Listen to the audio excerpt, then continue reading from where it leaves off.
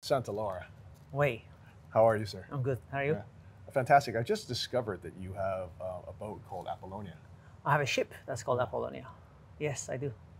And this is the character from one of our favorite movies as It well. is, yeah. One of the things that I love about The Godfather is it's like many mini movies inside of one That's correct. huge Yeah. movie. Yeah. And one of the mini movies that I love the best is when Michael Corleone goes to the old country, he Yeah. goes to Sicily, and he experiences love at first sight. That's Can right. you tell me about that as well? I mean, do you like that I mean, scene? that was one scene.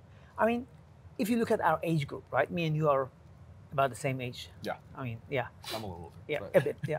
But we grew up with this movie, right? I mean, the new generation may not know so much about it, or they may just watch the movie quickly and stuff like. They may skip some scenes, not pay attention. But this particular scene that you're talking about, the scene where Michael met Apollonia in Sicily. That's one scene that when I was young, kind of really stayed with me. You know how we were young, we were looking for love ourselves, So that scene kind of really stayed with me, especially that it's an expression of how a guy who is at the time a nobody, who's in hiding, meets a young, beautiful girl who is a typical definition of a country girl, with no expectations, no baggage, nothing, right?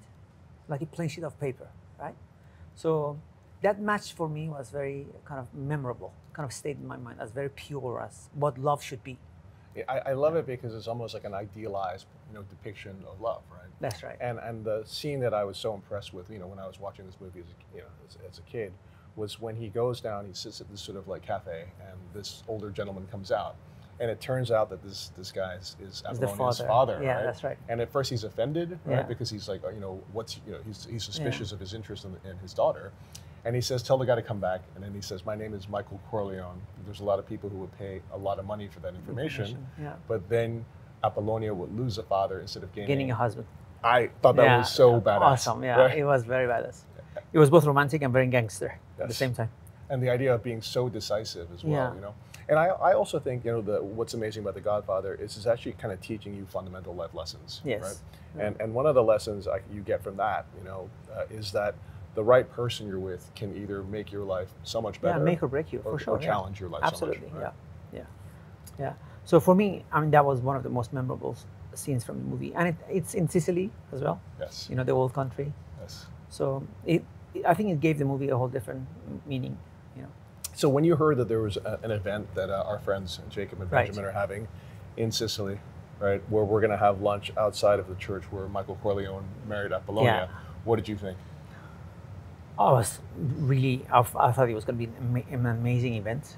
The location itself is so awesome, right? Yes. To think of this itself is a win. You know what I mean? So yeah, I'm really looking forward to it. It's going to be an amazing event. And just to be able to be at the same places where these guys filmed the movie, it's just a whole different experience. Yeah, I'm so looking forward to that. Yeah. It really is so much like a fundamental part of my childhood. And Yeah, of to have course. lunch outside the church and then have dinner in the Yeah, Corleone family exactly. compound as well. I mean, Yeah. that's incredible. Yeah. Hopefully without anyone shooting us, Yeah. right? Yeah, yes, exactly. Yeah. It's incredible to me because that movie is 50 years old this That's year. right. Yeah. And still, we're discussing it like it was made yesterday. Yeah, right? it's Like, timeless for sure. right? Yeah, And I guess one of the timeless dimensions of that movie is the music, which Yeah. is when I found out that Jacob was making a watch that actually played this song. Yeah. It was such an interesting combination of popular culture, like my youth, and high complication. Yeah. I mean, what for you drew you to the watch? For me, different has always been very attractive. People who do not do mainstream. I mean, I do have my share of Rolexes and Pateks and stuff like that. That's fine. But you know how this is like where the love thing kicks in, You buy a Rolex and Patek, oh, that's nice, with your head a bit rather than your heart, right? But this is just a pure heart purchase. You buy it on the whim. You buy it because you find it really attractive. You find it very different. You find it very unusual. And what attracted me to this particular watch, of course, the music, and the fact that it is a minute repeating watch, I mean, there are just so much complications inside one case that, I've mentioned this to you before. If any established brand created something like this, they would have, first of all, they would have probably made 5 or 10, and then they would charge you in millions, But I just think that you get so much watch for the money that you pay, and so much enjoyment. You know. I mean, I have a small wrist, but honestly, I like the size of this watch. Really? I think it wears well, even though I do have a small wrist. It wears really well. I like, you know, it's not too thick, it's not too thin. I like the dome shape. It wears really well. It's really actually quite comfortable. I think you have been one of the greatest champions of Jacob in terms of the watchmaking dimension, the real watchmaking dimension. I remember I walked into Brasserie Lip once in Geneva, and like I realized it was you, but the first thing I noticed was the watch. It was the watch. Right. Right. And what I think is one of the most extraordinary things, and you've described this as well on an airplane, is the reaction people have to the watch. So what's the reaction people have to that? They're very curious to know what I'm wearing. I told you this story that I was on the plane one time. The person next to me, he said, "Sorry, can I just ask you very politely and in a very, you know?" And he asked me, "May I ask what watch you are wearing? Tell me, can I just see it?" You know, I mean, I took it off, I showed it to the guy. He was blown away, you know. And yes, it's definitely a conversation starter because it has presence. You know, it's different. It looks different than your Pateks and Rolexes and your mainstream, some of your mainstream independent watches, right? Yeah. So it has presence. Yes. And once the presence captures you, you then start realizing, wow, it has a minute repeating. Wow, it plays the chime from the Godfather, you know? Wow, the construct of the case is very interesting. You know what I mean? Then it starts. Yes. That's a multi-axis tourbillon. Yeah, multi-axis tourbillon, you know, which is wow, you know.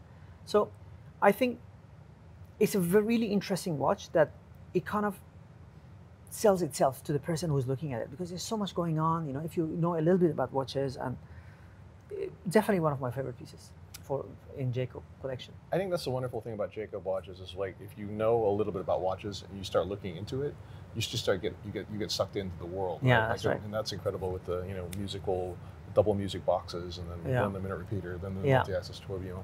I've seen your twin turbo Furious also. That thing's insane, right? Astronomia. Yeah. I mean, it seems as if people are starting to understand the sort of technical innovation and depth of Jacob, and then you've been a big part of that, dude. You know, but for you, it was always born out of passion. Right? Yes, exactly. You know, I mean, I was kind of bored, to be honest, with what everyone is doing. It's about a year ago. I mean, I still am bored. Yeah, but I was very bored with what everyone is doing. I mean, Rolex is amazing, but it's always the same. Patek is amazing, but it's always kind of the same. And there's a certain hype that surrounds other watch brands, you know? And as a collector, I've always been running away from hype. Something that becomes a hype is actually a bit of a turn off for me, you know? If it becomes a hype for a good reason, like your Rolex Rainbows, for example, then fine. But when watches become a hype because you cannot find them due to a demand issue or a supply issue, then I think they do not deserve that hype. And I find that a turnoff. So I discovered Jacob by pure chance. You know? In this, when was it, 2020, I think? End of 2020. Yeah. When everything was so hyped up and all these independents and everything you cannot find, this also, you know, you used to call independents that you've always been buying from them and they say, oh, sorry, we call you next year, you know? Wow. So it's no different for me than it is for many collectors. It's not, you know, sometimes people think that I call and I get my watch. No, it's not like that. I also have to wait, you know, and I respect the waiting process, the whole thing. But I think that some of them don't deserve the hype. Then I came across Jacob, right? Thinking that this watch deserves the hype, but it doesn't have the hype. Yet it's an amazing watch to have for someone who collects independence, who collects mainstream. It's something different in your collection, you know? As I said, I do have Pateks and Rolexes. I don't just collect independence or only Jacob, no.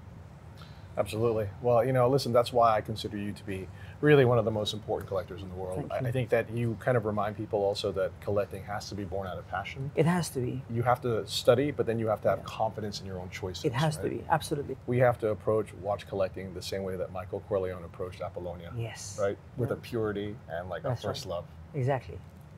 I love it. Thank you, brother. Thank you, sir. Thanks. Cheers.